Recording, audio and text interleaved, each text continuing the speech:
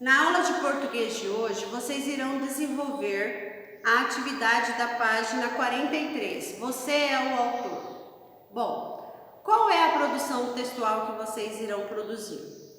Você também tem fome de leitura? Você é um aluno que gosta de ler livros? Gosta muito? Quantos você já leu? Qual é o livro que você mais gostou de todas as leituras que você fez? Crie um relato compartilhando suas experiências com livros e histórias em situações escolares. Pode ser o livro que você leu na escola que você mais gostou ou não. Aqueles que você tem rotina na sua casa, que é cotidiano do seu dia a dia. Você gosta de ir numa livraria, escolher um bom livro para ler. Pode ser um livro de aventura, uma história que você tira alguma lição de vida. Você pode relatar nessa produção textual sua de quem que você se espelha, que você tem como exemplo como um bom leitor. Minha mãe lê muitos livros, então por isso que eu gosto de ler. Meu pai também gosta muito de ler. Não, lá em casa é costume. Minha mãe, meu pai diz que nós precisamos ler porque é muito bom para melhorar a nossa língua portuguesa, para nós sabermos vários vocabulários. Então a leitura, ela tem muitos caminhos e muitas situações que irão melhorar na nossa vida quando a gente lê bastante livros. Na escola, a professora já disse que você tem que ler bastante livros, mas em casa tem sempre alguém da família que é um bom leitor, que gosta de ler livro, tira um tempinho para ler. Então você irá produzir um texto dizendo qual é a sua experiência com o livro, tá? Então você vai escrever lá qual o livro que você mais gostou, você pode contar um pouquinho dele, o que você aprendeu com ele, quem que é a referência de leitor em casa, quantos livros você já leu, quantos livros você tem, sabe? Certo? Entendeu como é que é a produção textual? E também vocês terão que copiar uma lista de atividades que eu estou postando aí no eClass de revisão de português. Copie, tá? No caderno. Quem tiver como imprimir em casa, pode imprimir e colar no caderno. Mas se você tiver impressora, se você não tiver, você copia no caderno. A prof vai dar um tempo bem bacana para vocês fazerem. Aí ela vai fazer a correção no dia 21. Então, eu deixei um recado lá no cronograma de prova. Deixem a avaliação de português e matemática para as últimas que vocês irão desenvolver lá no CPB, porque eu estarei fazendo revisão. De repente você pega um conteúdo lá que você não entendeu e nem viu ainda no livro, calma, faça português e matemática por último, ok? Então ali nessa lista de atividades vocês têm explicando ali o que é concordância verbal, é o conjunto de regras que regem a relação entre o sujeito e o verbo. Para essa relação seja harmônica, o verbo precisa concordar com o sujeito. Nós precisamos concordar o verbo com o sujeito e prestar atenção se a frase começa no singular, ela precisa terminar no singular e os verbos precisam estar concordando com a frase. Se estiver no plural, você tem que passar toda a frase no plural.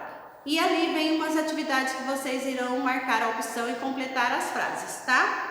E você também tem logo ali abaixo sobre as conjunções. Ora, o que é conjunções? São termos usados para ligar duas orações ou palavras do mesmo valor gramatical, estabelecendo uma relação entre elas. Já as locuções conjuntivas são duas ou mais palavras que possuem o valor de conjunção. O que é conjunção? É quando você elabora uma frase e dentro daquela frase você vai encontrar duas orações. E dentro dessas frases vão ter sempre palavrinhas como a letra E é uma conjunção, porque, pois, por, visto, como, por causa de, pois que. Então, várias conjunções que nós colocamos. Não fui na casa da Maria estudar, vírgula, porque estava chovendo.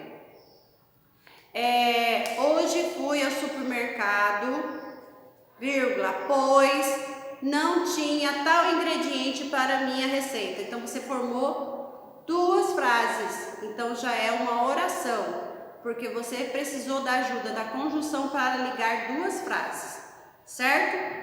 Depois vocês vão assinalar ali tem uma listinha, tem uma tabelinha que você vai fazer no seu caderno com alguns exemplos. E são classificados as conjunções, causa, explicação, de acordo com a palavrinha, a conjunção que você colocar, ela tem uma finalidade, ela significa algo. Ou ela indica causa, explicação, ou consequência, conclusão, finalidade, condição, oposição, você tem ideias contrárias, comparação, você está comparando, tempo, conformidade, alternância e adição. Então ali tem as palavrinhas que se referem a cada exemplo de conjunção, tá? Ali vocês têm uma atividade também para sublinhar quais são as conjunções, tá fácil porque tem uma tabela ali onde que tem exemplos.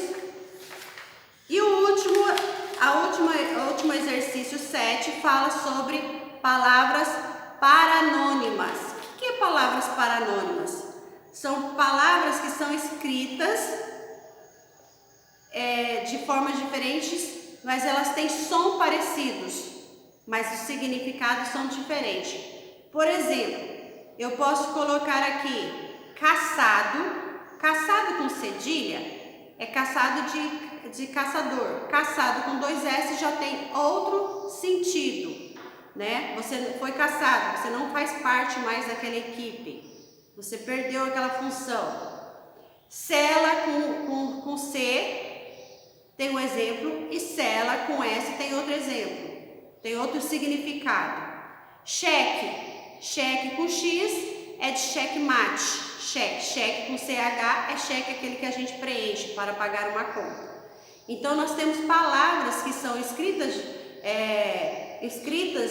diferente, mas na hora da gente falar a gente ouve o mesmo som, mas o significado é diferente, ok? Façam essa atividade, copiem, se você puder imprimir, imprima, se não copie. Nossa correção será segunda-feira, dia 21, ok?